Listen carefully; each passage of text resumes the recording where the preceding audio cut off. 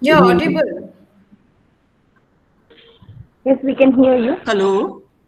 Hello. Yes. I can see you, Panchananda sir. Good morning.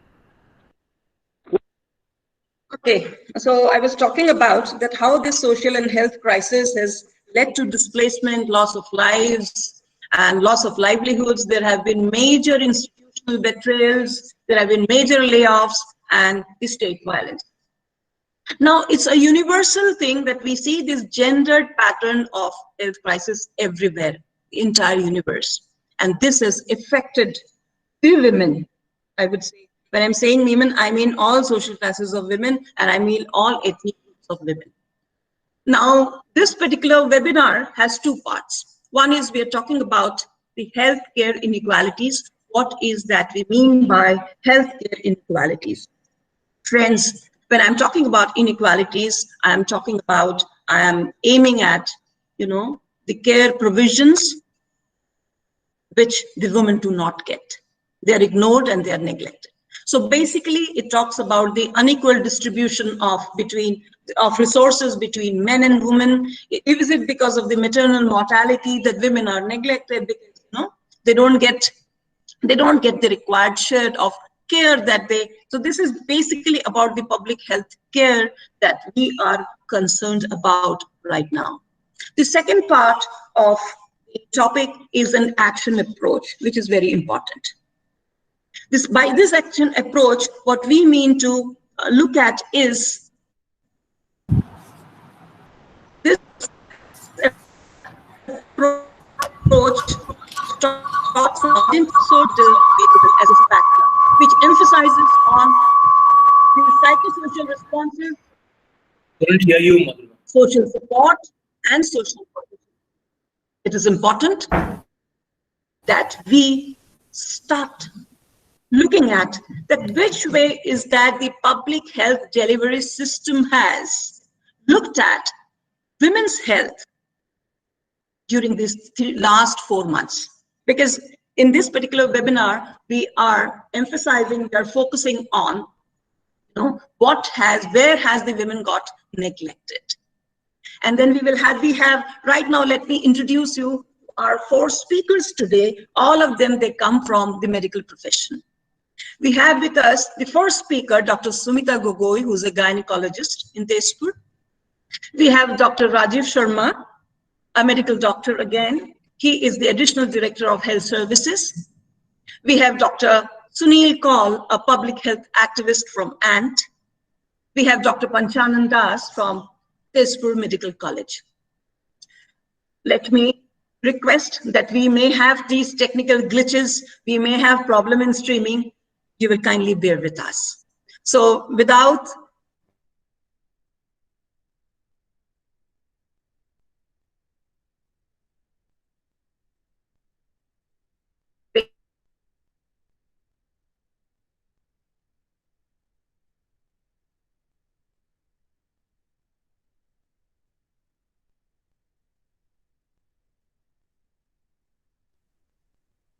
wasting more time, you can start.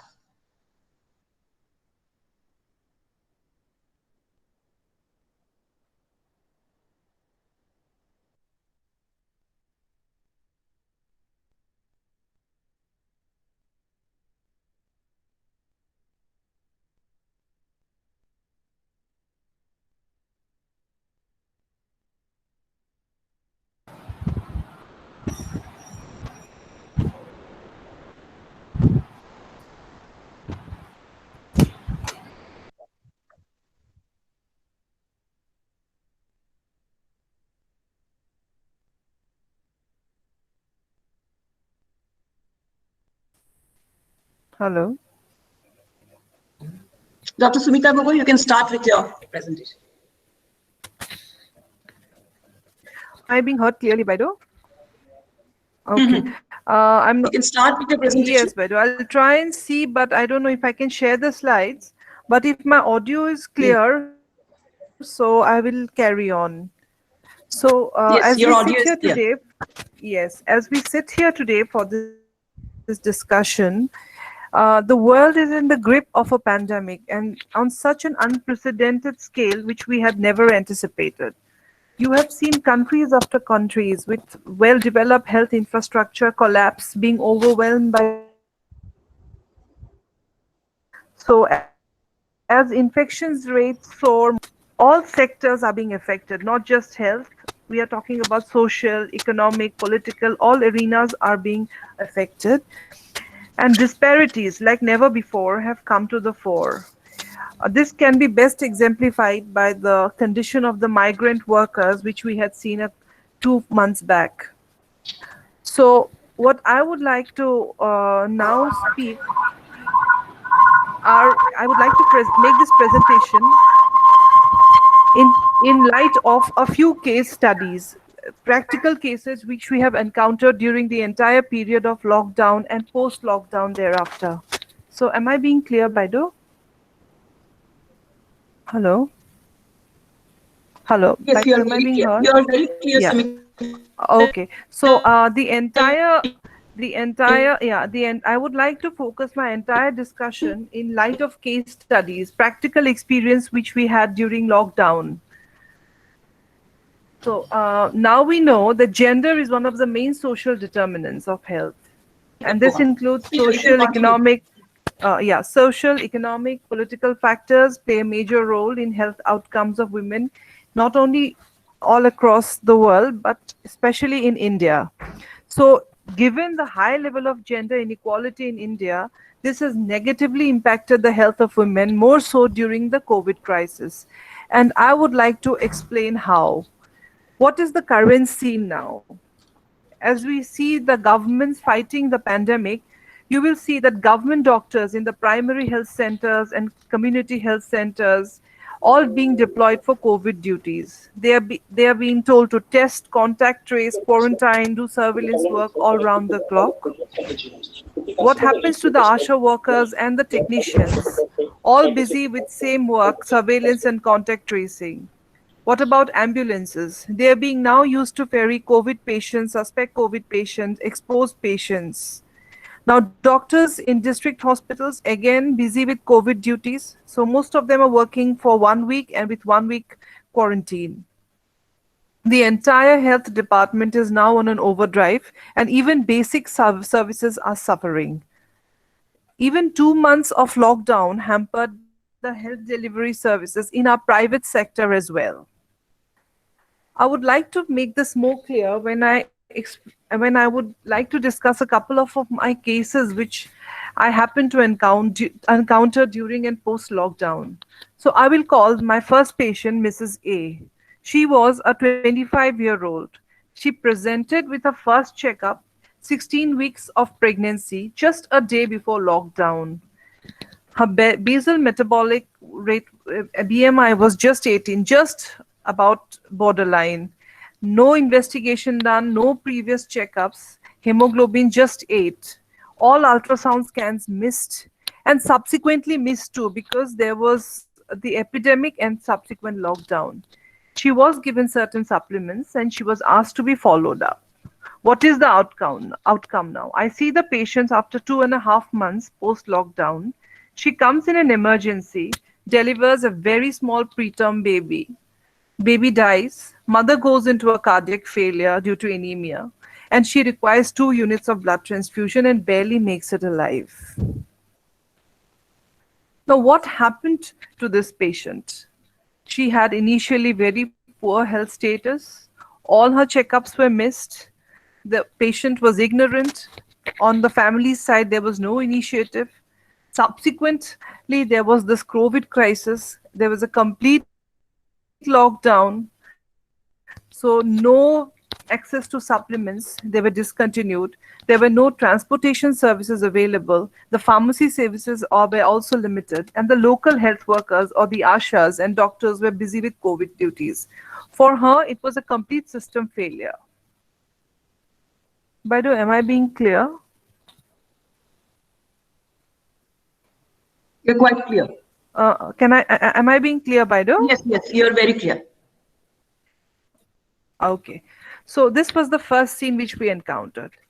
There was another scene where there was a complete disruption of neonatal and child health services.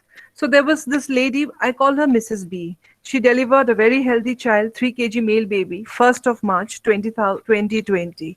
Both mother and child are absolutely healthy at the time of birth and was discharged subsequently. So 8 weeks after delivery, we get a frantic call.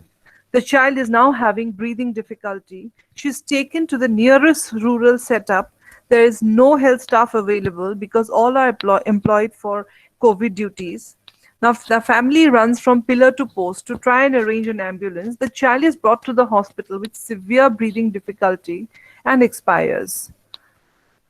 In this case, there is no history of immunization because the immunization services were all delayed, and there was a case of missed vaccines.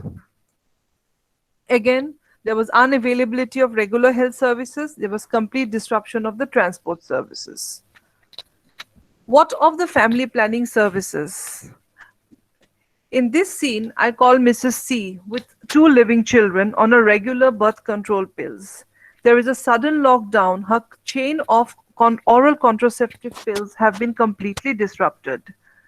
She has very basic education, so access to doctors via telephone or telemedicine is out of question. So what she does, what is commonly done, she discontinues her oral contraceptive pills. End result, she has an unplanned pregnancy, which she detects by herself at 6 weeks. She goes to an unregistered practitioner. She is given abortifacient pills without proper examination and counseling and monitoring services.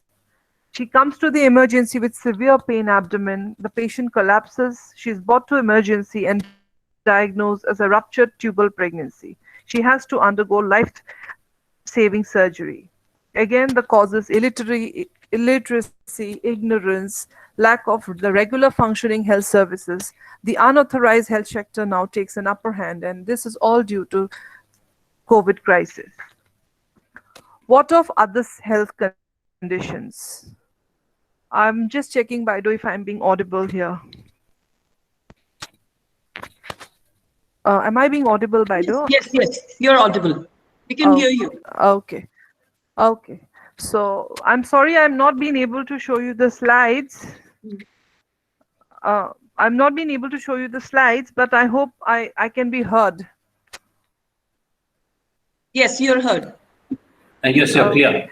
So yeah. So I would like to come to another scene where the other health conditions are being missed. How? So I call her Mrs. D. She delivers on 22nd of March, just before lockdown. They are healthy. Both mother and baby are healthy and discharged. Husband now is being called for a family emergency to Kolkata. Gets stuck when the lockdown is announced. So there is absolutely no follow-up here for the mother and baby. Now the mother starts developing palpitation 2 weeks post-delivery, but she does not report it, even over phone to the doctor, and she waits for her husband. Now post-lockdown, 4th of June, she comes to us with a much worsened condition, severe breathing difficulties, palpitation. We diagnose her to be a case of peripartum cardiomyopathy, which is life-threatening, and we give her medication immediately and just in time to save her. Now, what happens here? She is dependent on her husband. She is hesitant on her part to approach her family members and even her attending physician over phone. And even if she has access to us, there is absolutely no way she can come to us because the transport services were severely affected. Now, what of our cancer screening services? These have gone completely off the radar. I call Miss Z, a 39-year-old unmarried woman. She is dependent on her brother. She senses her discomfort in her left breast. This is in January of 2020, but she ignores it completely. This brother lives for Bihar and gets stuck in lockdown. Breast comfort increases, but she does not inform anyone and still waits for her brother. She reports for her first checkup on the 5th of June. She is now suspected and later confirmed to be a case of breast cancer stage 4. So now detection and treatment delayed by almost 6 months here. There is Mrs. X. a 68-year-old lady with 3 sons and 1 daughter. She reports in her OPD on the September of 2019 with heavy menopausal bleeding, post-menopausal bleeding. So she's asked to do certain tests to rule out cancer, malignancy. She informs her family members, but this advice is ignored. Her husband is diabetic with a kidney ailment, so she is busy taking care of him and ignores her own condition.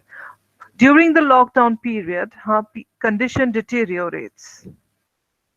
She reports to the doctor, but due to unavailability of transportation, biopsy and tests could not be done. The diagnosis is delayed.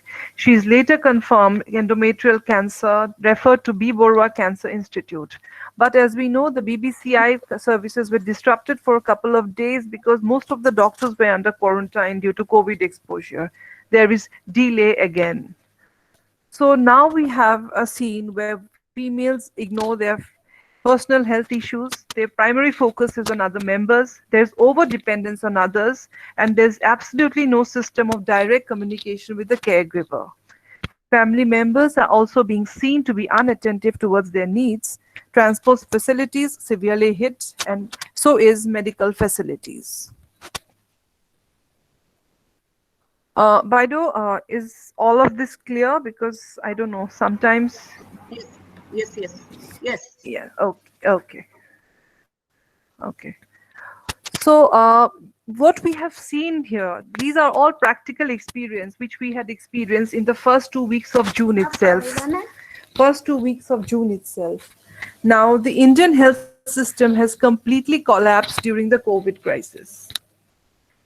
We know that we had many areas of weaknesses in our already existent health service and health service delivery systems, but this has laid threadbare our deficiencies and discrepancies. We have absolutely no strategy here, long-term or short-term. We have not revised our existing policies. What about the logistics? The number of hospital beds, ventilators, doctors, midwives, technicians, they have all fallen short. Now, the poor delivery systems have now, like never before, been brought to the forefront.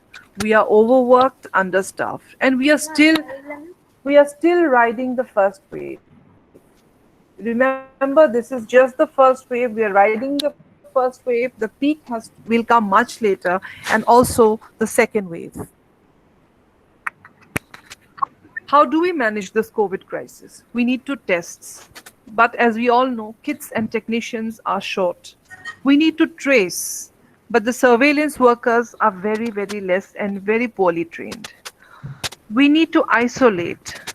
Quarantine facilities limited. Home quarantine is again failing because most of the patients are mixing up with the family members. Okay, we need to treat the patients, but where are your hospital beds, ICUs? Because there's an unprecedented number of infected people here. We can take the example of New Delhi. They were very confident of tackling the crisis, and now the entire system is now in shambles.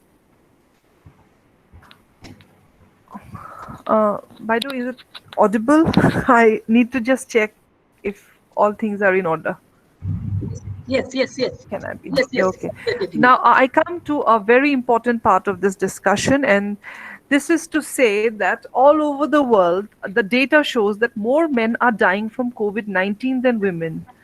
This is what data shows. Sabra Klein, she is a scientist who studies sex differences in viral infection at Johns Hopkins Bloomberg School of Public Health. She went as far as to say that being male is as much a risk factor for coronavirus as being old. But just the opposite of this is happening in India.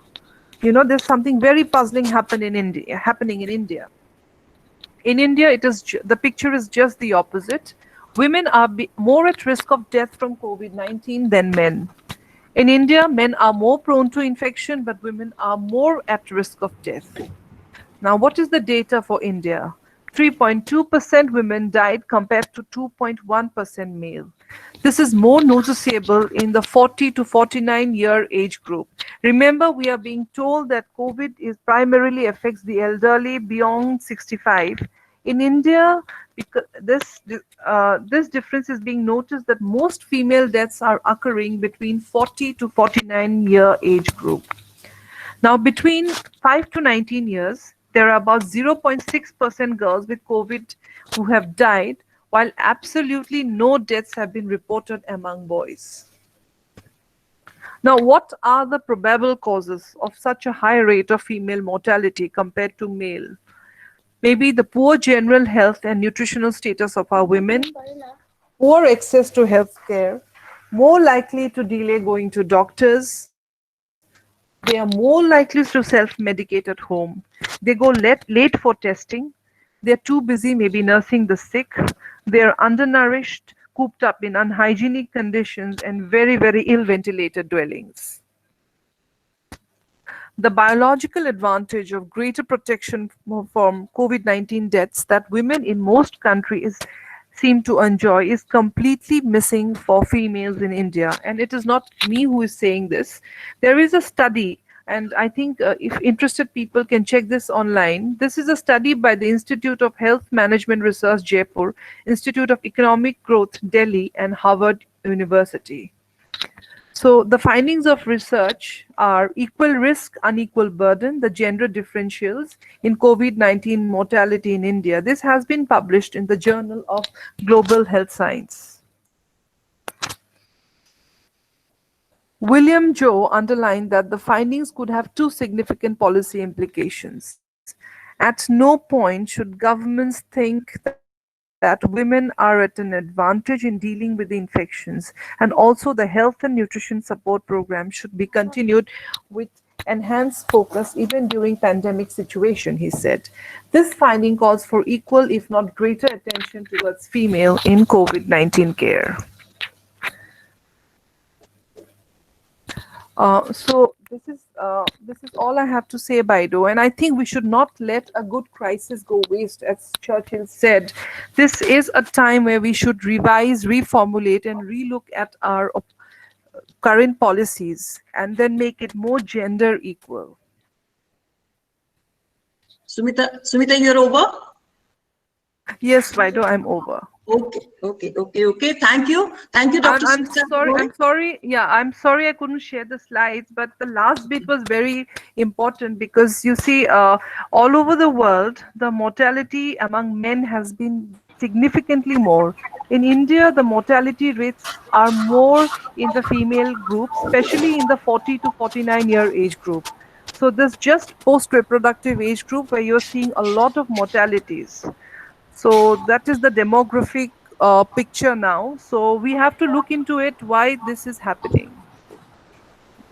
Thank you, Dr. Sumita, for your nice presentation and where you have.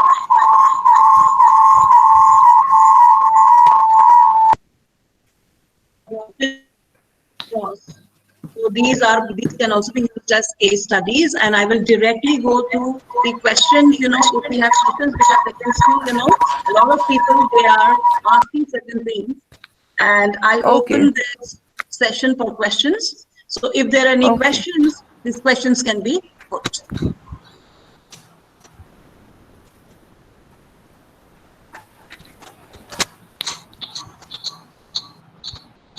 I request the participants, if there are questions, the questions can be put, or otherwise, we move to the next speaker. Good morning, madam. Am I audible? Yes. Hello. Yes. Hello. Good morning, madam. This is Shifa Kumari from Bihar. Okay. I want to ask that you have shared so many problems of Mrs. A, B, C, and till Z. You have discussed about many problems or many issues the women are suffering at their home. They are unable to share their personal problems related to their health to their family members.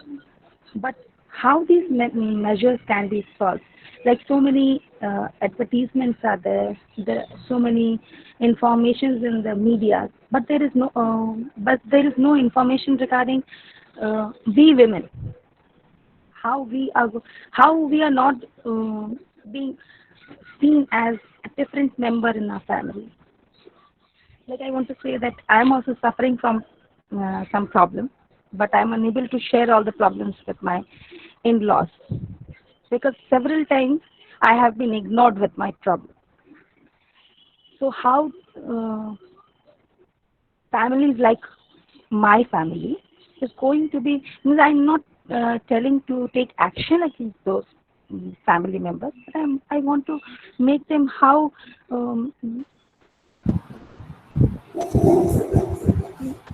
they should be informed about the caring of the female members at their home, whether she is a daughter or whether she is daughter-in-law. Smita, you can answer.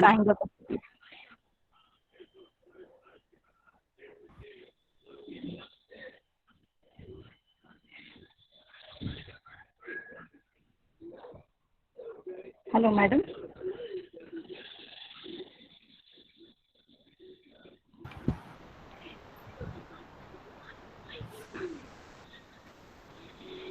Hello, madam.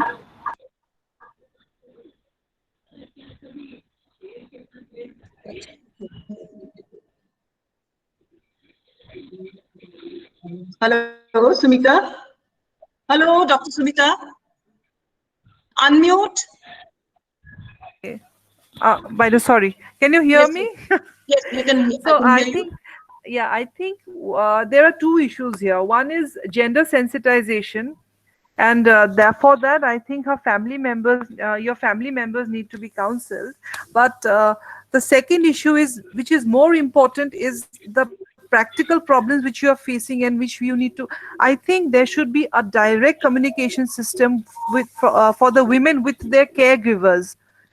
You directly communicate with your caregivers, be it your maybe Asha or maybe the doctors. There should be a direct communication system, not via your husband or your family members. Because that is more important. Your health issues are more important. So I think they need to be addressed first. And the second, the next part is important, though maybe a little less, because your family members need to be sensitized. So that comes later. But the practical problems, like I told you, this unmarried lady who had a breast problem, she did not approach anybody, waited for her brother, and then she was like stage 4 when we got to her. So there should have been a direct system of communication with me, or maybe some other caregiver. So I think we need to establish that chain, not go via family, not go via husband, her brother, or son, or whoever. I think there should be a direct communication system. And I think, and the next part is different. The second part is more of gender sensitization. So that is a very complex issue.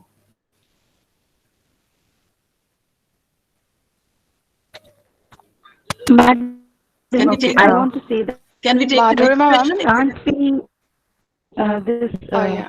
Okay. Hello, madam. Can we make it sensitized in TV during every news channel's advertisement part, like how ladki padhao, ladki badhao, like the programs that is the problem which I have seen, I don't know, maybe it is not only my problem. I think it is problem of all. Yeah.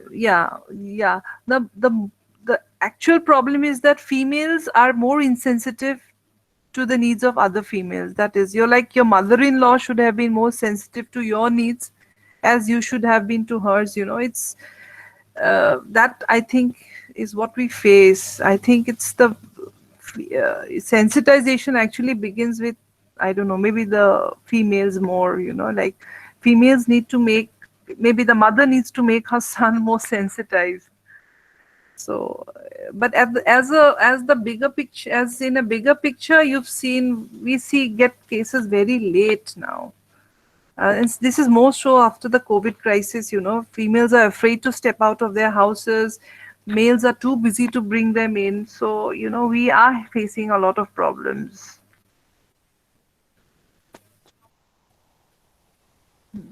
Sorry, and one more interesting thing I would like to share, which I'm just wondering why. Everybody has a WhatsApp phone, and most of my patients have a WhatsApp phone, and I see WhatsApp messages coming from the husband and not the wife, and I wonder why. I am accessible. I keep replying to my messages and giving advice over phone, but it is mostly the husbands who WhatsApp. Though the smartphone is the wives also have the smartphone. I don't know for what reason they like to communicate through their husband. Ma'am, can I speak? Yes. I had a question. Yes, you can make it. Yes. Yes, ma'am. It's actually about I was driving driving home the same point that you're talking about. My question is, are there any women's help groups or say social handles or WhatsApp groups, through which women could discreetly approach you? Do you have any idea of any numbers or phone numbers, say? Well, actually, I don't know. You can just directly, you don't need to make a group, you can just directly access. Most of us are now available. We answer WhatsApp calls or take WhatsApp calls and messages, especially after the epidemics. So I get people from all over, like Chandigarh and Bihar and who not. We do reply to the WhatsApp messages. We make it a point, especially after this epidemic during lockdown. We were advising patients over phone. There's no need to form a group. You can just directly approach anyone. I think Ma'am, most of the doctors are now available. Yeah. Ma'am, actually, referring to what you said, since the husband tends to speak to you through WhatsApp first, eventually, even if they do have the phone or the WhatsApp, the husband will probably try to first approach you. Why I said groups is because you mentioned ASHA and other, women's groups. Women in underprivileged sections are usually more comfortable to approach, women's groups and tell them their story. So do you have any idea if there are any women's help groups through which they could, probably project their problem and then reach you together? Yeah, we actually, so I think that part we need to look into. We were operating through Mahila Samiti and a couple of other self-help groups here, but now with the complete, this epidemic has overwhelmed us. So maybe that is something we should look into. It's a good idea, yes. We never looked into groups because most patients are like more comfortable dealing one-on with their problems, because yes, ma'am, but some because of the it problems usually are real. comes comes via the husband or something, and usually women tell women their problems. So usually the ASHA worker, okay. Thank you so much, ma'am. We can do that. Yeah. Thank you so much. Hello. We can go to the next speaker if you don't have questions. Hello. Can I ask a question? Okay. Do we have a question? Yes, ma'am. All right. Madam has tell about the mortalities of female, that is 42 to 49 of age group. Can you give me about some idea of comorbidities of India of this pandemic? No, definitely the people with comorbidities have a greater chance of being affected. But let me tell you, there is more stress on more comorbidities. But actually, even normal people, healthy people are also dying from this disease. I don't know, the focus is comorbidities, but lots of normal people are also dying from this disease. Let me give you an example. One of my one of my colleague, she's a gynecologist, no comorbidities, working right now in a very danger zone, Maharashtra. She works in Thane. So she was infected with COVID, and she was in the ICU for 10 days, battling something you must have heard, cytokine storm. So the cytokine, if you've heard of this, the cytokine storm, actually the most healthy people, healthy people who are being infected are getting the cytokine storm more. Comorbid people are getting what we call this embolus, respiratory difficulties. But it is the healthy people who are getting the cytokine storm. So comorbidity is something everybody wants to focus on, but lots of healthy people are also dying. No, ma'am, that I have getting the healthy people also dying. Means in India, about means what percent of means people who are of comorbidities who are dying in pandemic? Can you give me an idea? That figure was not looking into, but yes, definitely more. I would say of all the deaths which are happening, about say maybe 80, we are looking at 87-88%, I think, are those with comorbidities. But healthy people, yes, and the rest are like healthy people or maybe elderly. Okay, thank you, ma'am. We can thank Dr. Sunita Gogoi. It was a nice, interesting session because as we can see, you know, there were a lot of questions that were raised, and I think there are many more, but we would like to go to the next speaker, Dr. Rajiv Sharma. Dr. Rajiv Sharma. Sumita, you please be with us. Let's see Okay, yeah. the outcome of the webinar.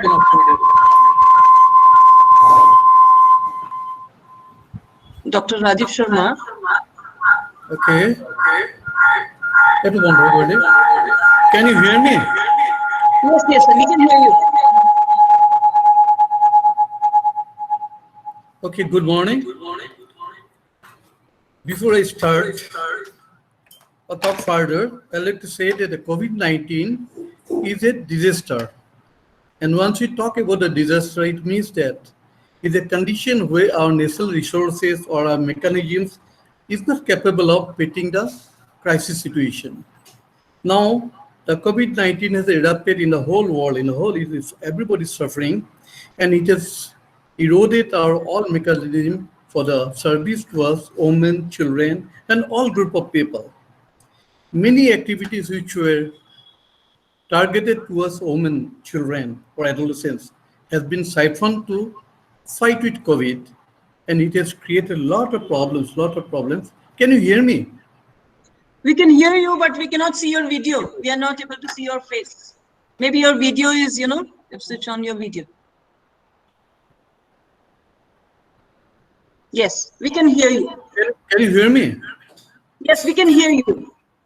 Yes, now you are there. Oh, you can hear me. Okay, then. Okay, now thing is that we have in the health sector have been fighting, and we have been siphon all our efforts, maximum efforts for fighting COVID-19, and that has created a lot of problems for the women. And we must also remember that we have a goal to achieve, like SDG 3, where we have to ensure health, healthy life, promote well-being for all people. And this dream of this goal has been shattered by the COVID-19. And the another thing, as my previous speaker said, that the women in Assam or women across the whole.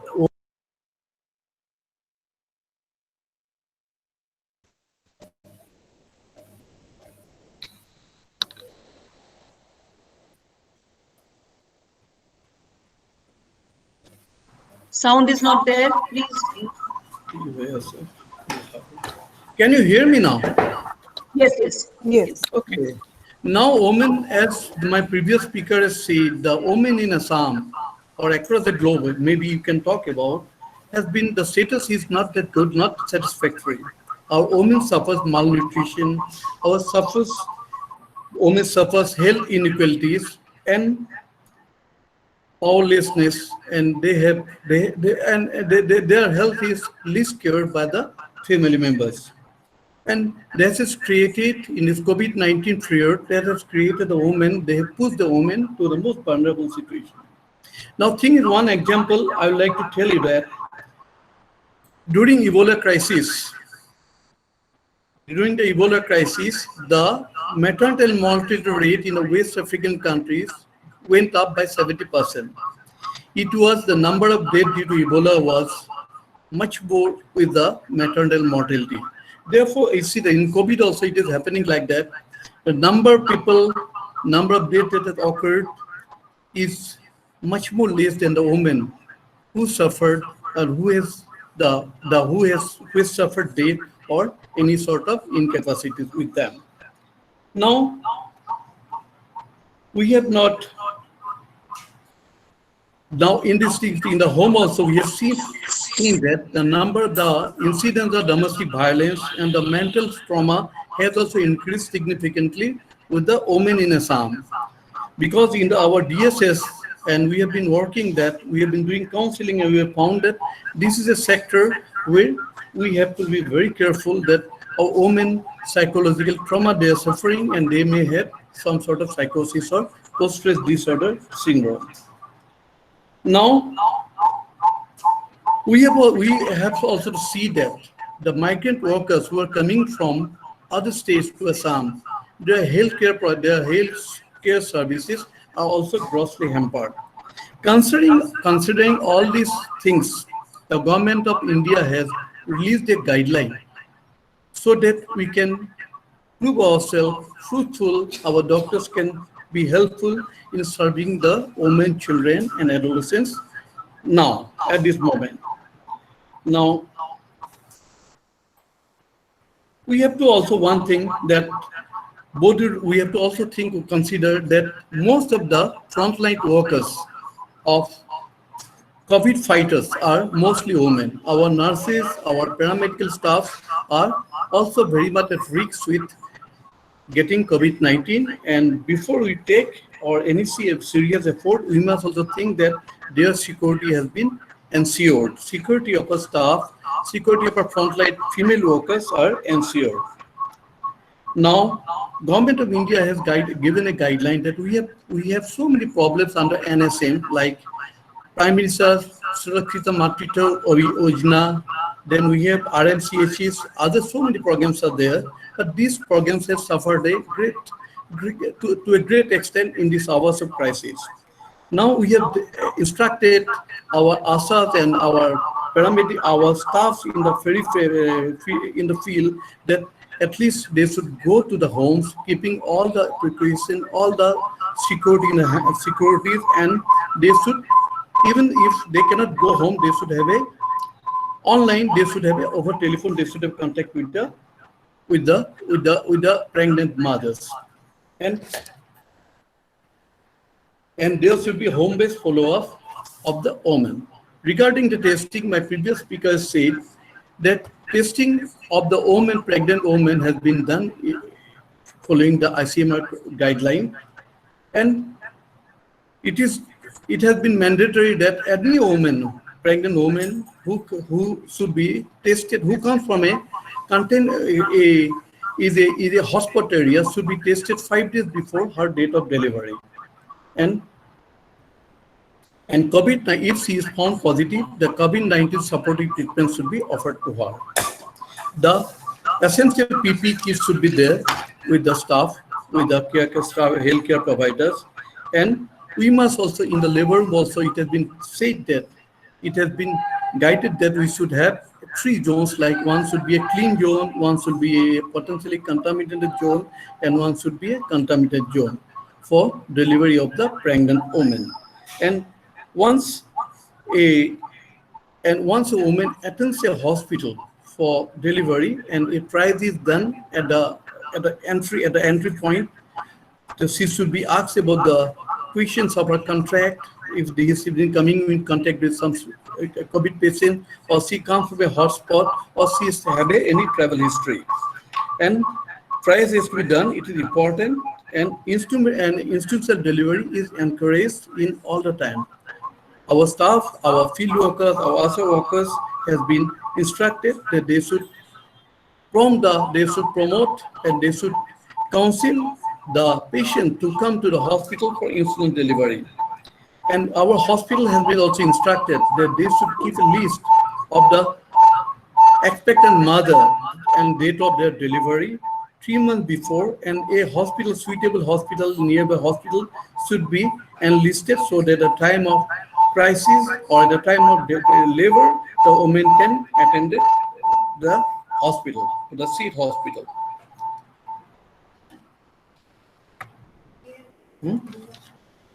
And regarding the testing of the baby, if the mother is found to be positive, the baby has to be tested. The mother should be given the supportive treatment as per the guideline. And another thing is that the breastfeeding is not is not contradicted. The breastfeeding is encouraged, but keeping all hygiene.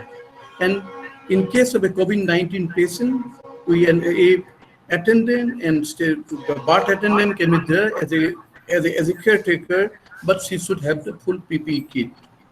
And these are the small things the government of Assam is trying to promote for the safety of the women, safety of both the physical and the psychological aspect of the women. And we sincerely believe that during this crisis hours, the women should be at the center of attention for the healthcare services for the proper to come over this crisis. And that's all. Thank you, Dr. Rajiv Sharma. So that was your presentation from your own experience. And now I would open the session for questioning. If there are questions, you can make your questions. Dr. Rajiv Sharma will try to answer your questions. Participants, if we have questions, you can put your questions so that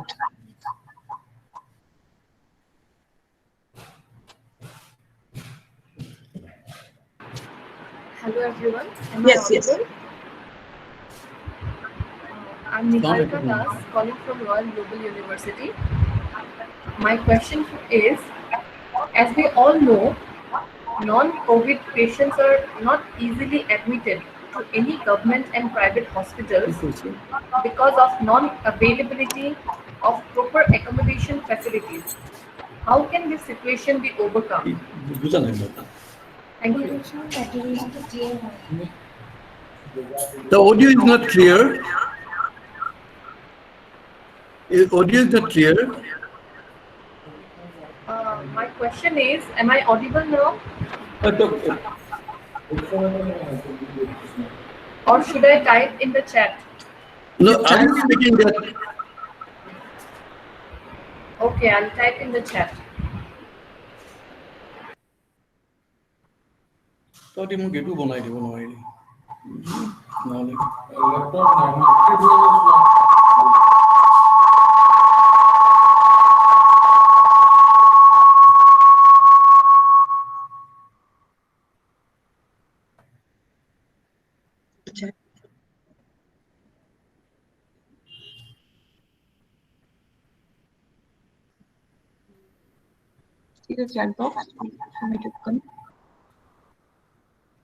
Sound बढ़ाई रहे हैं क्या sound बढ़ाई? Wait, the question will come.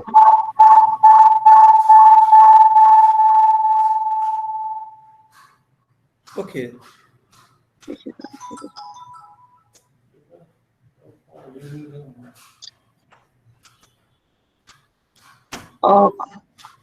Okay, I'm getting your headphone. Wait.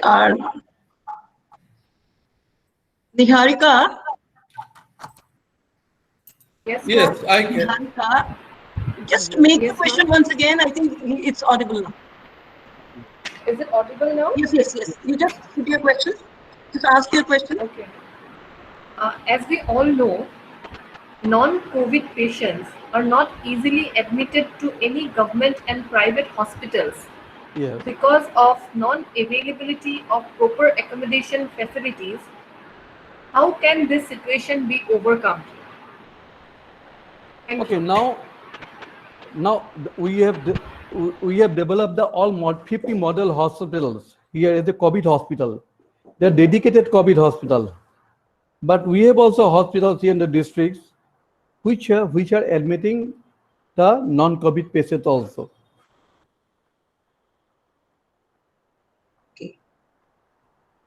Okay, sir. Thank you. Do we have more questions for Dr. Rajiv Sharma?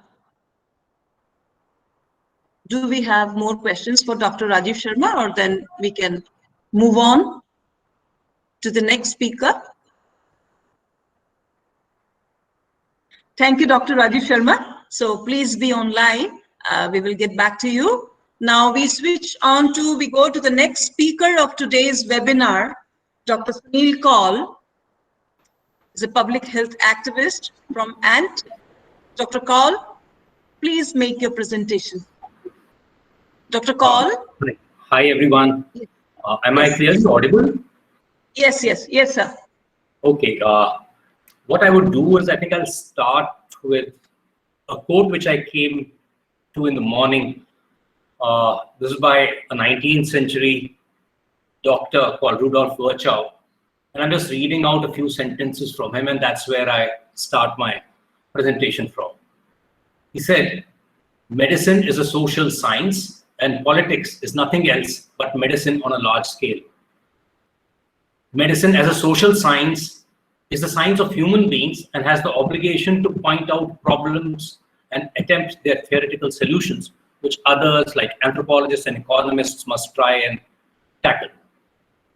And the last sentence that I like of his is, "The physicians are the natural attorneys or advocates of the poor, and the social problems should largely be solved by them." And I think that's where I feel the rub is. I think as a long-term status of physicians and the medical system, this was the occasion and the defining moment when we could have reoccupied the space in public health, but we have failed to do so. We have let the administrators and the politicians decide the fate of how we respond to the epidemic or the pandemic. Yes, it's been unprecedented. Yes, it's been a disaster for the best. But then, to be frank, most of the public health institutions in India were probably waiting for a disaster to happen. I think this was, or still is, a good occasion when we can sort out our public health issues. But that can happen only if physicians and the medical system together can take over, point out the problems, and decide that we are the natural leaders in public health. I will not go into, I think Dr. Sumita Gogoi, I think she did a brilliant presentation of what the women especially have been facing. I would give my own experiences because although I'm not going around and seeing patients these days, but we do have mental health patients. We see around 1,200 patients every month, and we didn't stop even a single day. But yet, I can tell you that 2 of my patients lost their lives because they could not come in time for their medication. And a third one attempted suicide also. I think the basic fact that women are caregivers and always in the Indian context tend to relinquish their own sufferings for the sake of others in the family, many of the problems that should have been very easily visible are not visible till the time they result in death. And probably that's why I'm trying to answer Dr. Gogoi's point also, that why are more women dying in India in the COVID compared to other states? And I think it's because our health system being what it is, it's allowing women to come in only at the last minute. The society also doesn't expect to spend too much on the women, and that's why they probably end up in death. And they come in as a record in the death figures and not otherwise. I think we as doctors or in the health system, I'm just starting with not just the gender part of it, but obviously the worst effect is always on the woman. And hence I'm trying to say that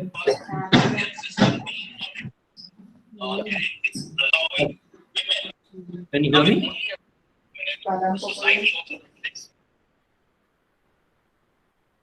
Hello? Can you hear me? Is there a point? We can hear you. Okay. Yes, we can hear you. Oh. So I also happened to get quarantined and tested twice for corona.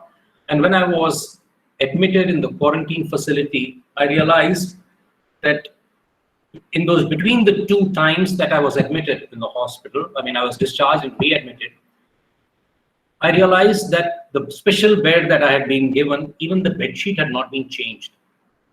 And when I called for it, the attendant just came and turned the bed sheet upside down and lay it again properly.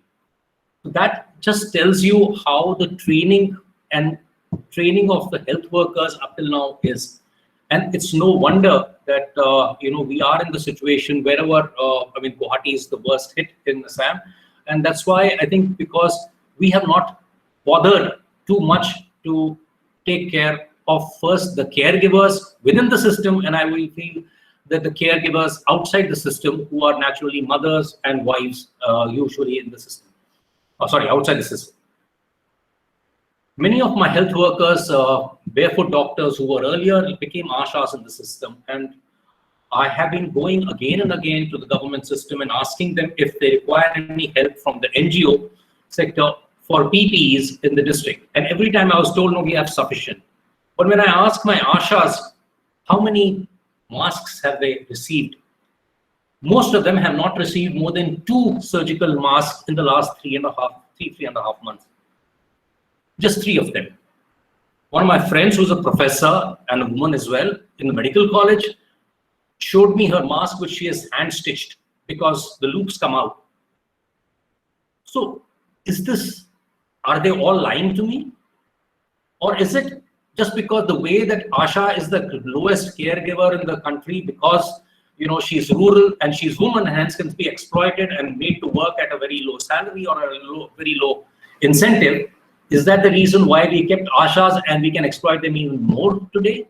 When we are doing community tracing, we are going where they are being made to go house to house, but all that they have got is 2 to 3 surgical masks in so many months. Are they safe? Do you think that the elastic on their ear bands is tight enough that they can wear it safely for themselves and for the families that they visit? I don't think so. I think there was a nice study in the Annals of Internal Medicine which clearly proved that even a double-layered cloth mask is better than a surgical mask. And if just 100 rupees had been spent for these ashas and they could have been told to wash this and correctly use it, I think they would have been much safer than what they are at this moment. And that's why I'm trying to bring this out, is because these people themselves, as the lowest health workers themselves, are so scared because they have not been looked after. They create this lack of care for the patients when they come to the hospital, and they don't want to touch them. They don't want to come and do anything which can increase their risk. I know of a woman whom I was trying to get admitted to the hospital because her delivery had been delayed, and the hospital just referred her to Bongaigaon town.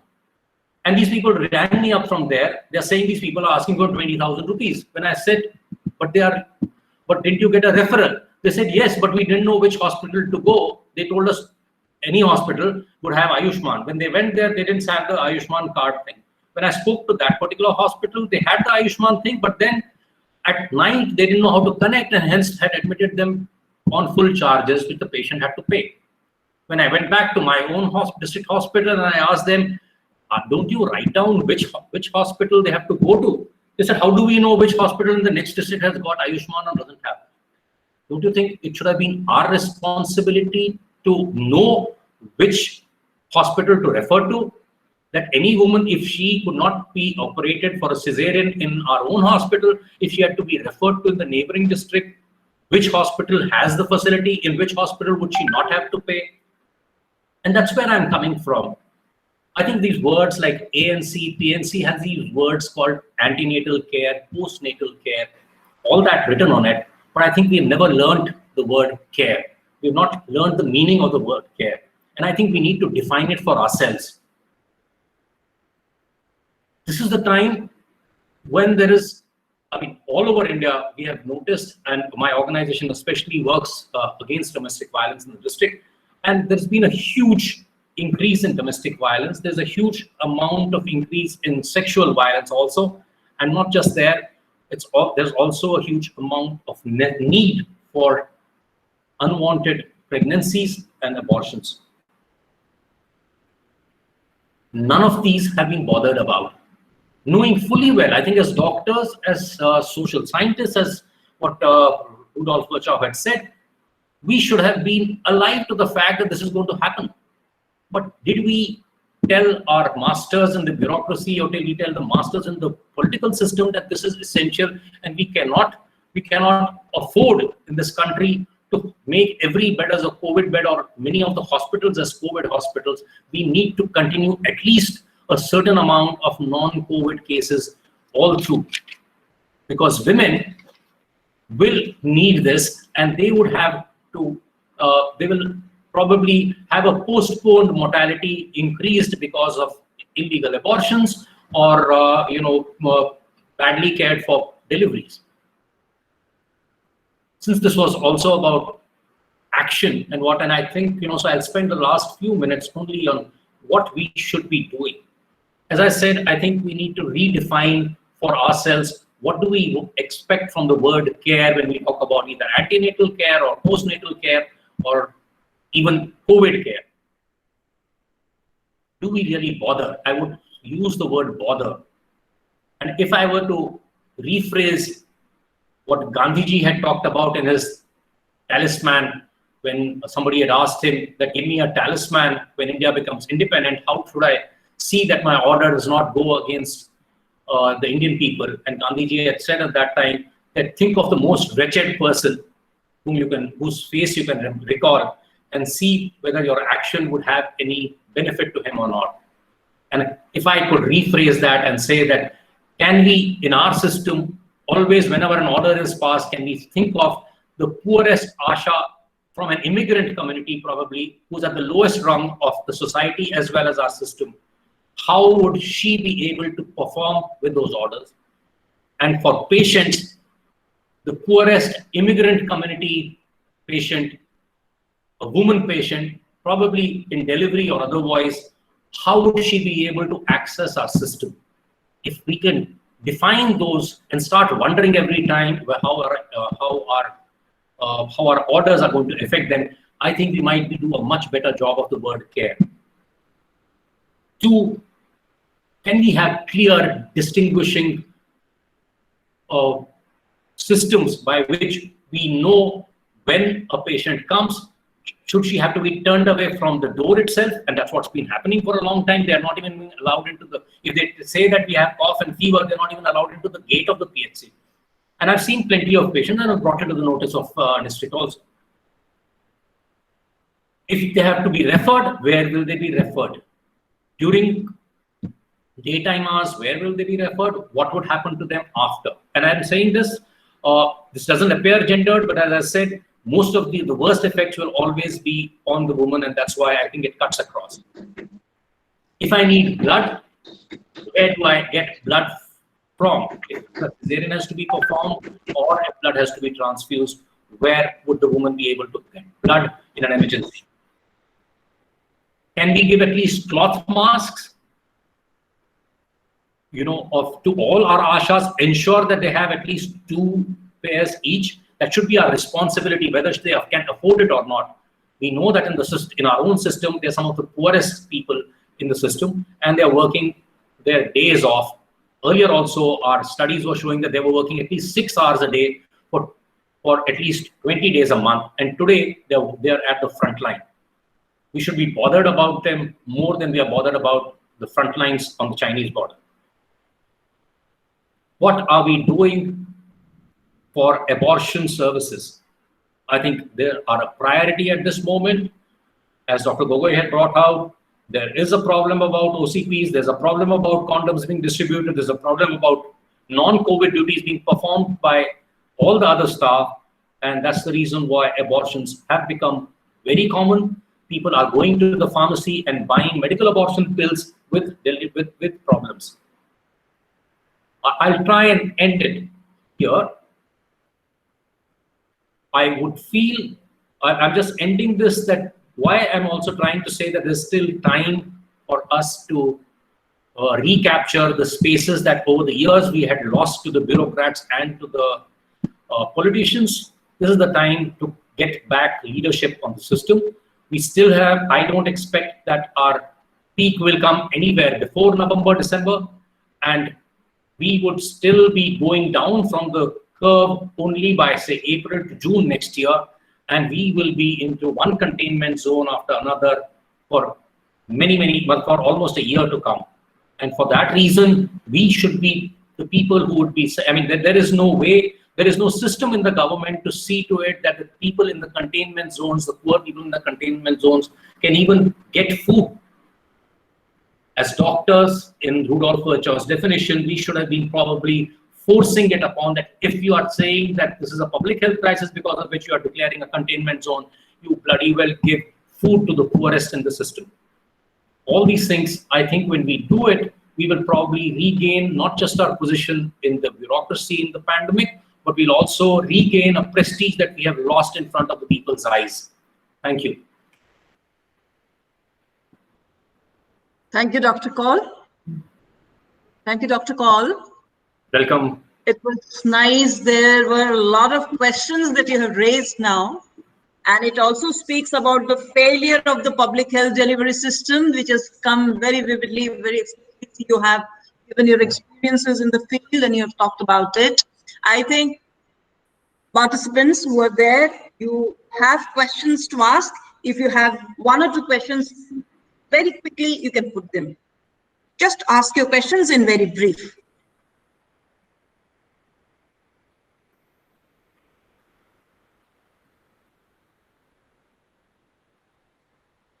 Participants, if you have questions, you can kindly ask your questions.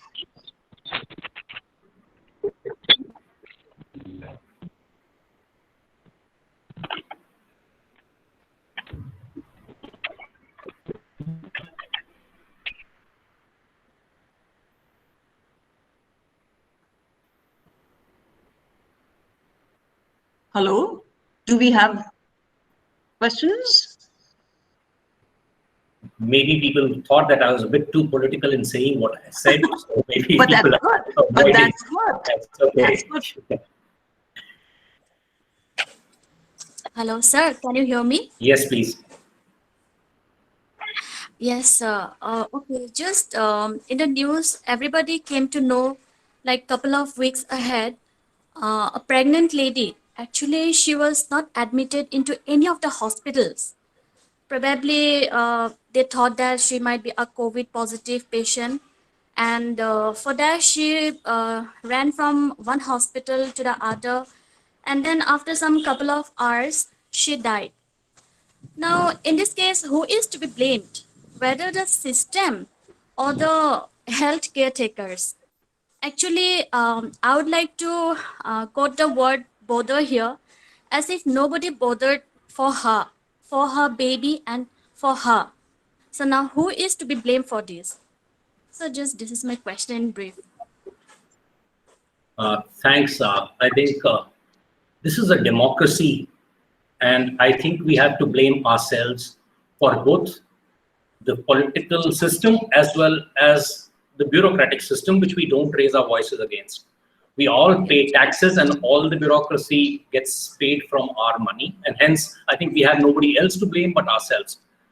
Most of the issues which either Dr. Gogoi raised or because of which we are talking today are not because somebody is biased as such against the women. It's because, and as Dr. Gogoi initially said, it's even the women go against the women. It's because we are part of a patriarchal system in which the women also play their part to the hilt.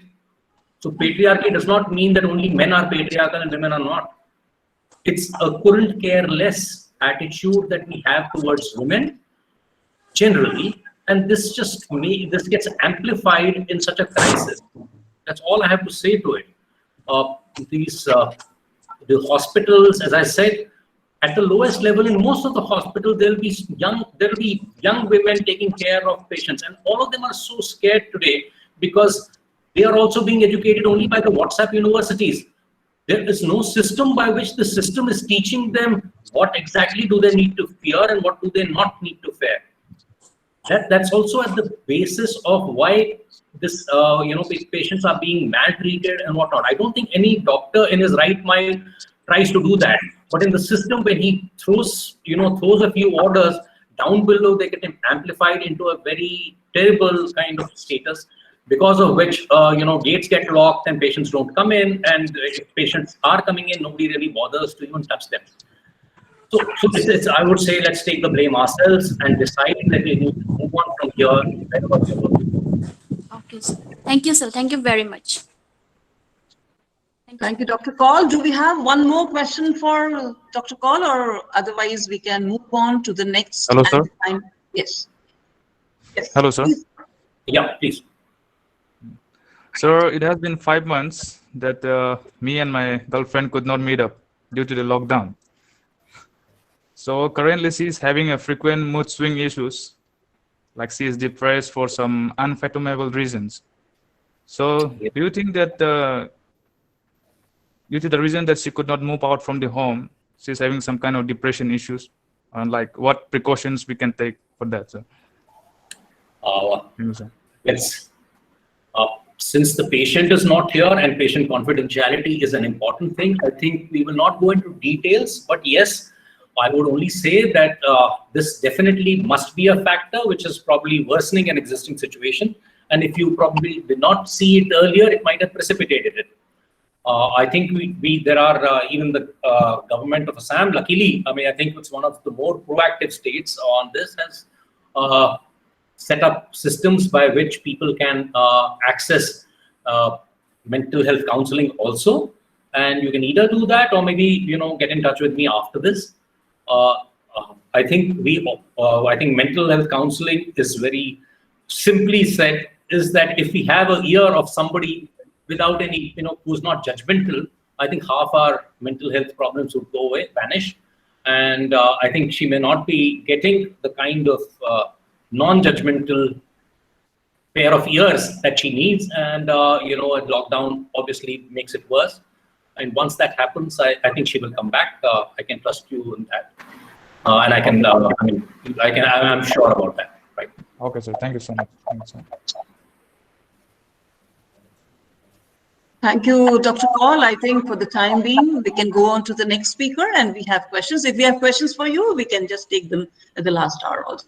So I will request now Dr. Panchanan Das to kindly start with his presentation.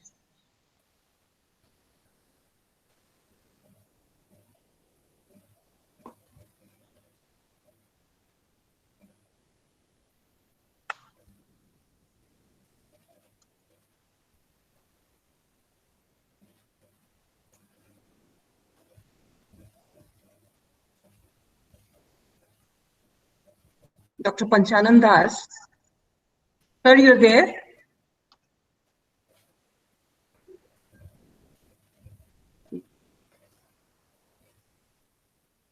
Sir, Dr. Panchanan Das.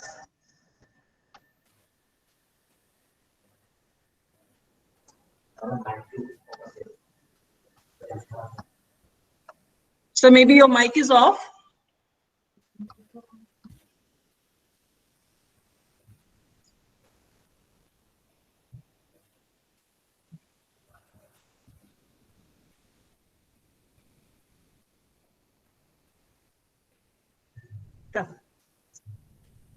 Sir, your mic is, your microphone is off. Just switch it on.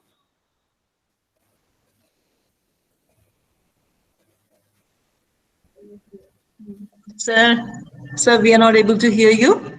Maybe your microphone is off. Just put it on.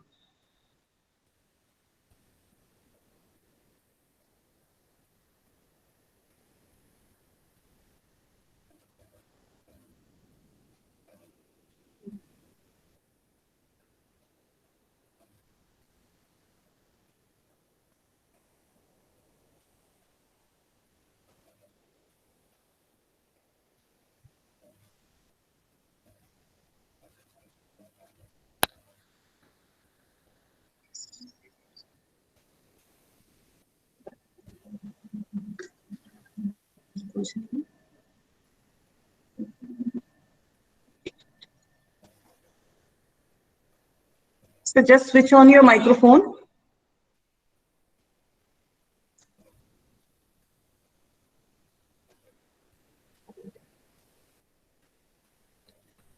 Can somebody call him up on the phone and tell him?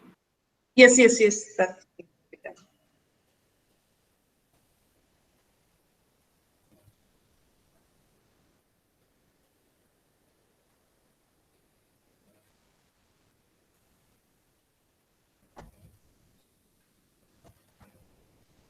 Sir, phone to apni on korok, microphone to off hoye ase.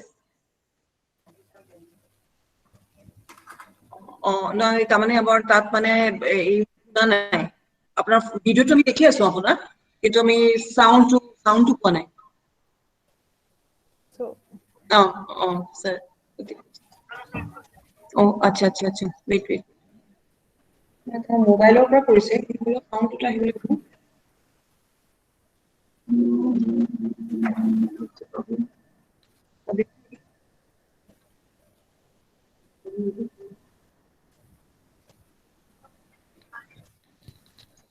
এই সারে মোবাইলত কৰি আছে পোৱা নাই ভলিউমটো পোৱা নাই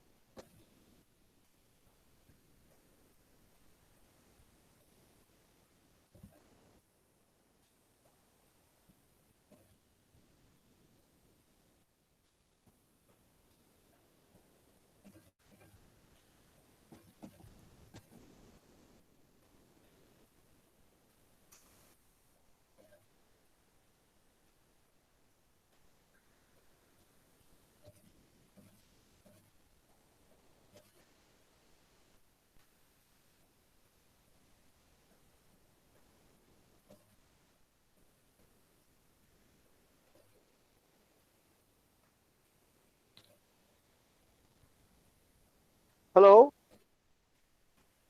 Hello? Hello? Sir, yes, we can hear you, sir. You can start. Thank you.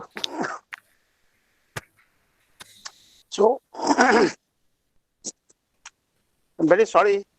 And I prepared some slides, but these slides could not be shown because of non-availability of internet here now in medical college campus. Okay, sir. So as you all know, and we have seen that COVID-19, the inmate RNA molecule has conquered whole the world. It has affected mankind irrespective of caste, creed, ethnicity, and social status. Immunocompromised, diabetic, cancer patients, young and elderly are affected more. But it is very interesting to observe that women are a little bit less affected.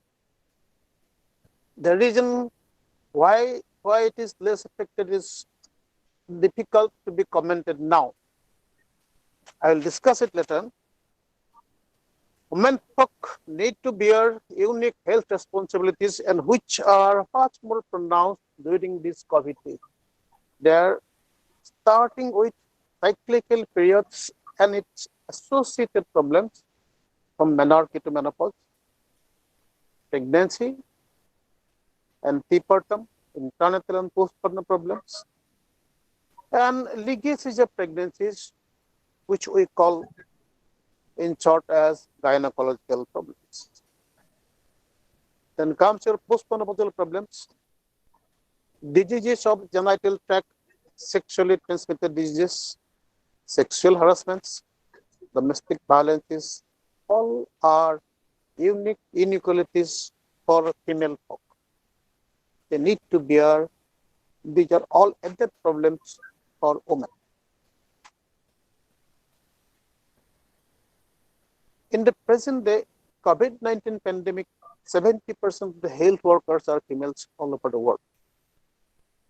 In hospitality, tourism, education, retail sector, similar strength of female employees were working. Still, worldwide, the infection and mortality rate because of COVID-19 in females were a little bit lower than the males.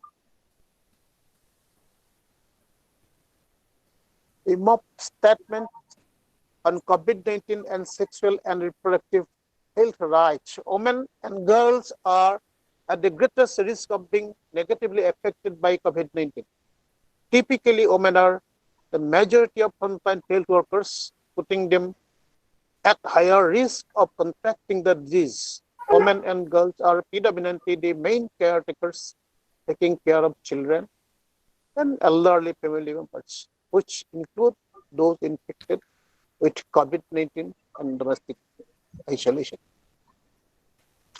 So is there a gender bias? There are profound different outcomes both in men and female.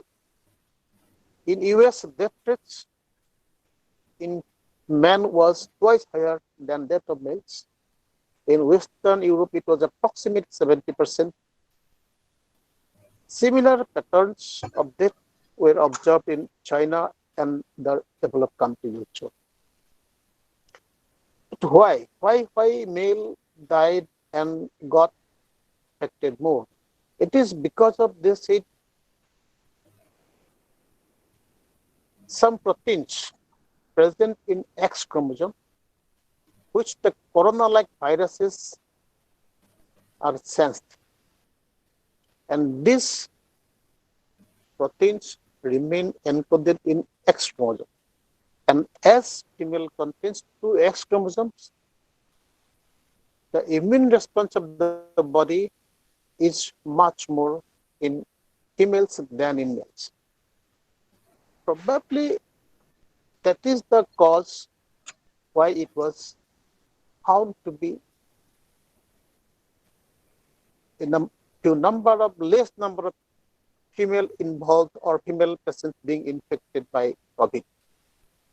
And males are much more affected because of their habits, smoking, diabetes, and etc. And this was observed by Philip Goulder, professor of immunology of Oxford University. Now, mythologically also, if you see, females are stronger than males. So they were once worshipped, or till that they are also worshipped as Shakti Devi. Statistically, they are to some extent proof that they are less prone to develop infection and lower mortality rates in COVID. And scientifically also, this observation, though it is not yet confirmed, it might come out to be true. What are different plans, policies, and schemes by government of India to save or to eliminate the gender differences? Government have provided us many guidelines, but these guidelines, as other speakers just talked to us earlier, that they are not strictly adhered to in this COVID pandemic situation where all the institutional norms are devastated.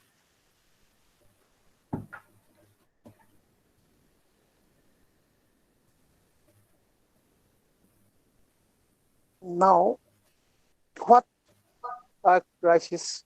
Maternity and COVID-19 crisis. WHO observed dramatic increase of maternal mortality in Ebola epidemic in Sierra Leone.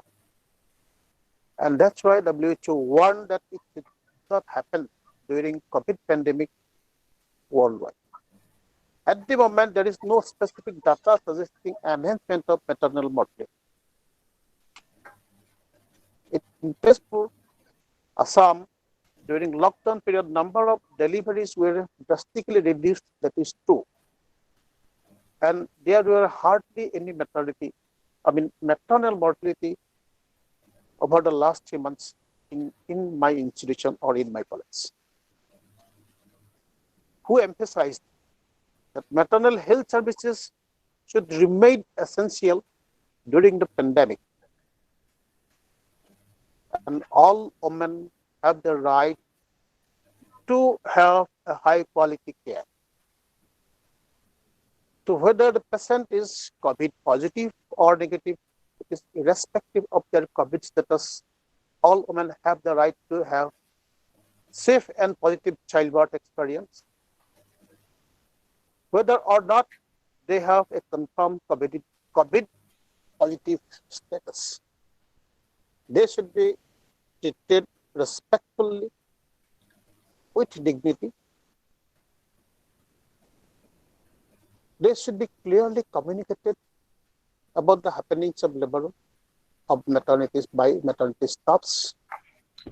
A companion of choice should be provided with proper PPE.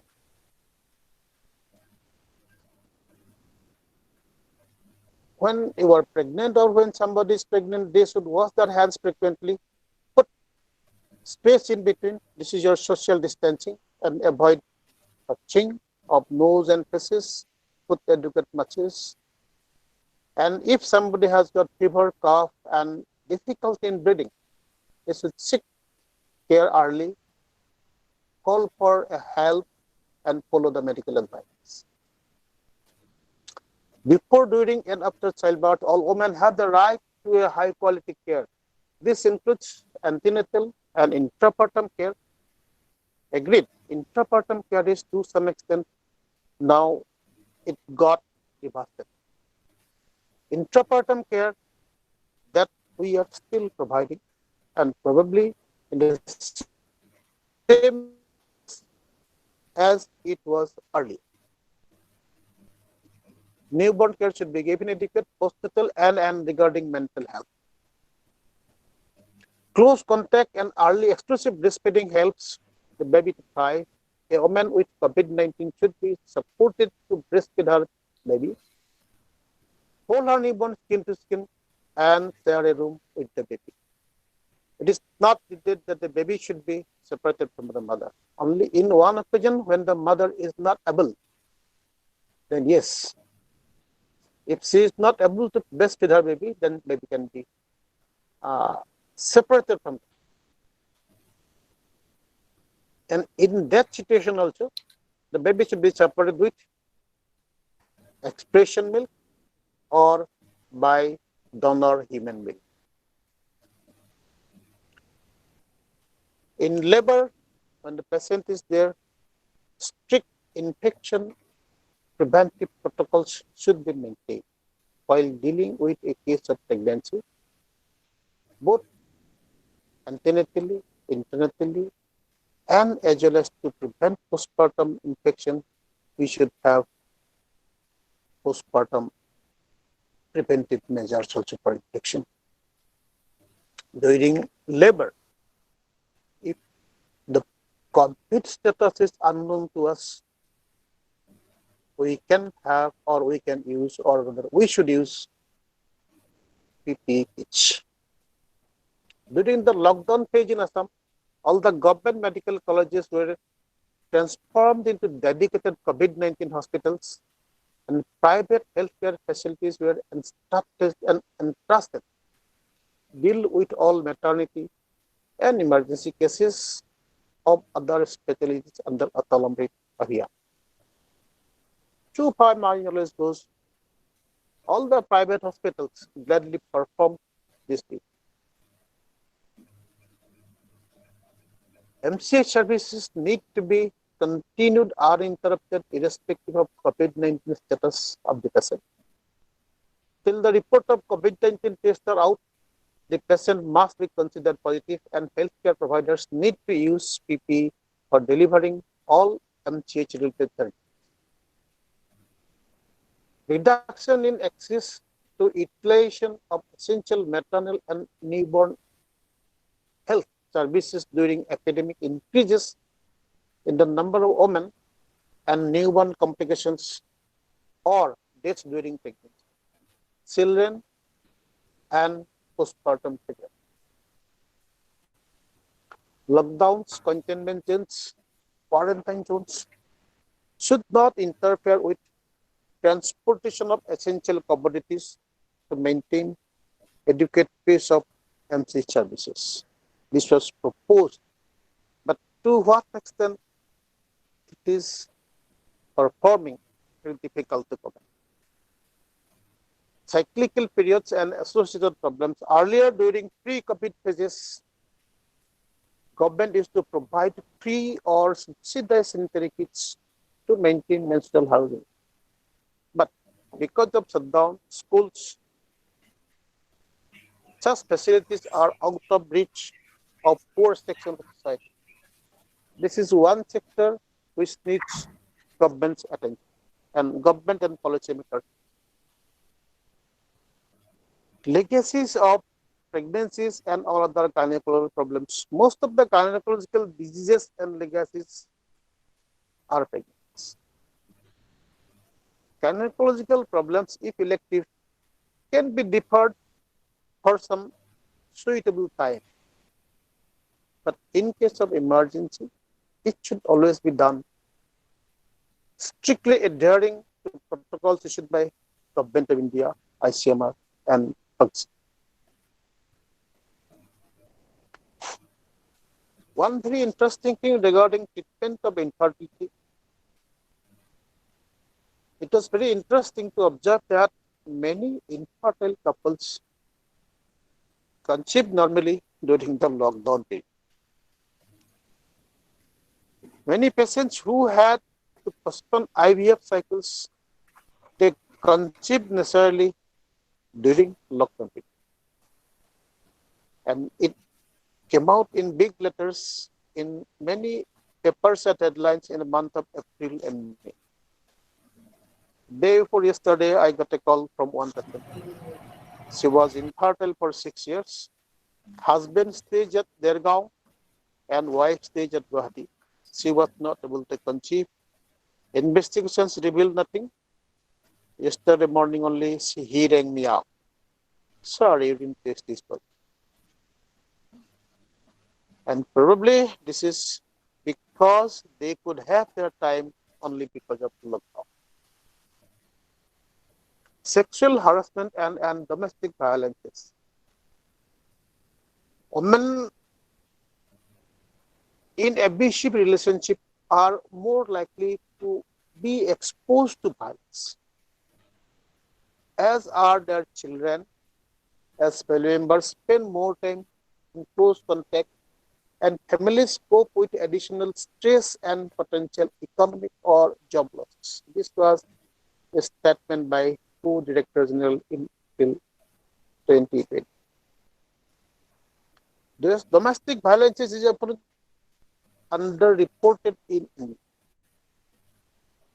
In France, it is very interesting. 1/3 of the cases of domestic violence were increased in the first week of lockdown. In Lebanon, it was approximately 50% increase. In Australia, the figure is surprising. It was 75% increase. And US, there were approximately 50% increase in domestic violence. But it is not necessary that always women will be experiencing domestic violence. Male also experience it. But in comparison to females, male experience domestic violence in a lesser case. Governments, NGOs addressing reported cases of sexual harassment and domestic violence is adequate. In our country, the reported cases are only a tip of iceberg. COVID-19 and mental health. Because of stress of the disease, stress of isolation, bereavement, financial difficulties, insecurity, and inability to access support systems, all widely recognize the risk factors for mental health. The Neonatal Committee, the National Committee for Women in India has reported an increase in number of calls seeking help in the first weeks of lockdown. This was observed by POXI and GCPR, that is a good clinical practice recommendation, in April 2020. One more thing should be evaluation regarding contraceptives and MTP services. Because of lockdown, access to contraceptives and MTP services were difficult to be reached. And it is estimated that 9.5 million women worldwide are estimated to be deprived of these services because of COVID-19 pandemic. This should be declared as essential services. I mean, supply of contraceptive services should be declared as essential services. In our country, like most of the maternity services, it is running in the same pace because of availability of autism medication, telemedication, and online services. So during COVID-19 pandemic, we should properly address women health inequalities, adequately report them to prevent the inequalities with proper management protocols. There should be proper planning by prioritization of essential health services, optimization of health delivery settings, establishment of safe and effective patient flow, optimization of health workforce capacity, maintenance of essential medications, equipments, and supplies, strengthening of communication strategies, and strict monitoring. Take-home message, or then I should say that women face many health inequalities, though they are immunologically a little bit superior. Rudyard Kipling said, God created all living beings, both male and females. But God could not be there everywhere, and therefore He created mothers. So we should respond to their needs adequately, respect their feelings, raise voices against their violence, and rapid management of all emergencies during COVID-19 days against women. Thank you.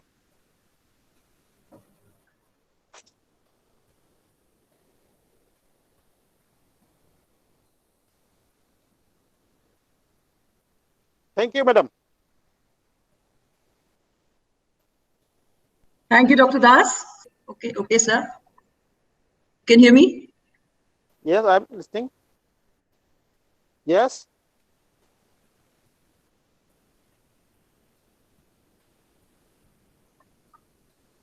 Yes, madam. Okay. This was a nice presentation, and sir, you ended with the leaders of this nation. You know, we must take care. We must look towards these health inequalities that surface in the society. And today we had all the medical professionals. Why the academicians actually thought of inviting all the medical professionals was because we think that your knowledge can meet, the needs of the clients who stand there as patients, who are vulnerable. And let me just, because before I wind up, I would also like to ask participants if they have questions regarding this particular section of Dr. Panchananda, and then we can wind up. So participants, this is a question that's there in the chat, sir, for you, Dr. Panchanandas. It's by Ajanda Hajin.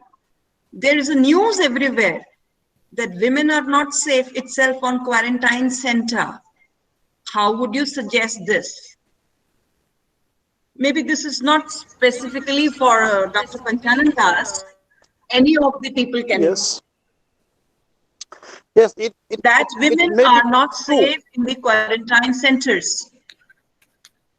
Not safe in the quarantine centers, that may be true because of lack of adequate policies, and these quarantine centers are being run by mostly district administration, and they should be able to tackle the problem very nicely. If there is intermingling of different sex people, or male or female in the same quarantine zone, that may occur definitely. That should be dealt by district administration people. Right, sir. Do we have another question for Dr. Panchanan Das, participants?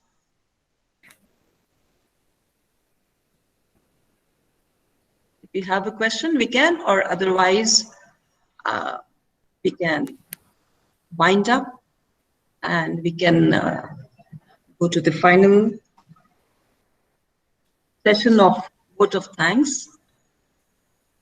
It was indeed a very interesting session where Dr. Panchanan Das had very logically, he had gone from, starting off, this disease and then how women are vulnerable and then ending with that we must do something. And everything, all of us today in the panel, they had talked about this proactive stance of, that the public health delivery system needs a kind of, it needs to be checked.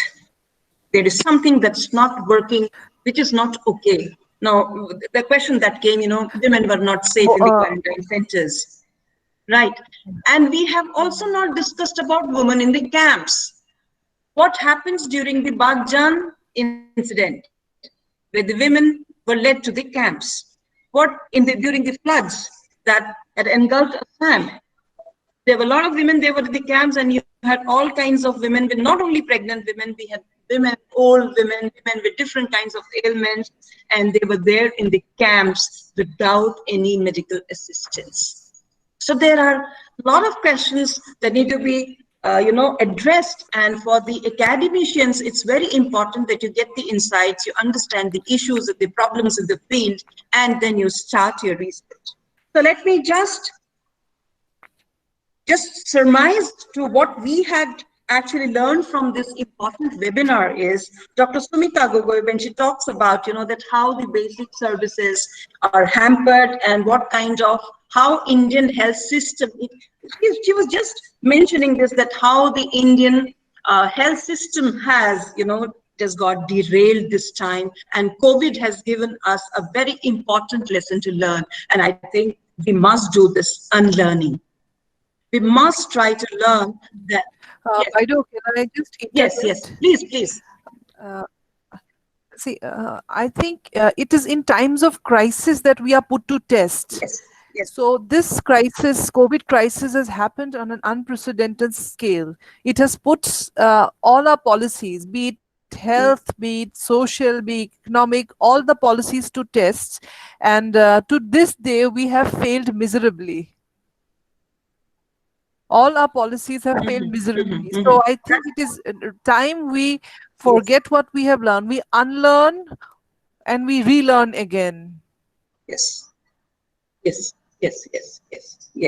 So COVID has been a, true lesson-giving situation to us. And there was this important thing of forming groups. Smita, you got this question of, what can this vulnerable woman do? How can she directly talk to the medical professionals to get the help she wants, because she cannot come to the hospital, or she is not free, and she cannot talk very, freely in a family because she has been conditioned in a special way. That health education was never given to these Indian girls, for that matter.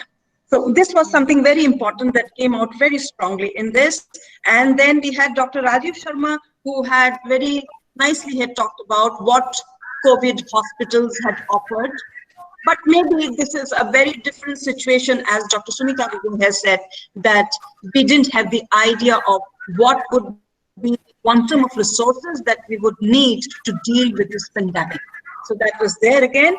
And then we had Dr. Sunil Kaul's questions of, policy questions as to we must redefine the understanding of care. We must redefine care. What do you mean when you say care? So what is this public health care all about?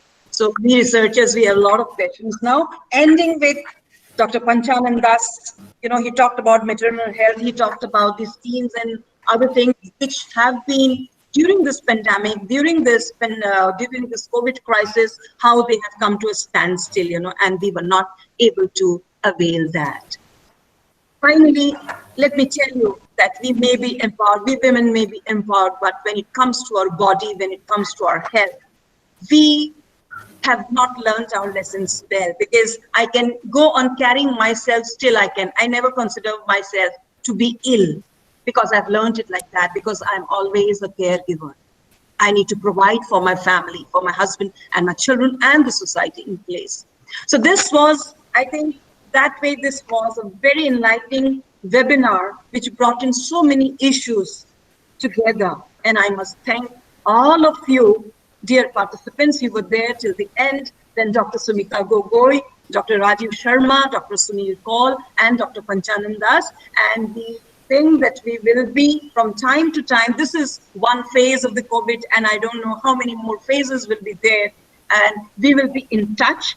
We need your help and we need your insights so that we can work for the society. Thank you very much, all of you. Thank you, Madhurima.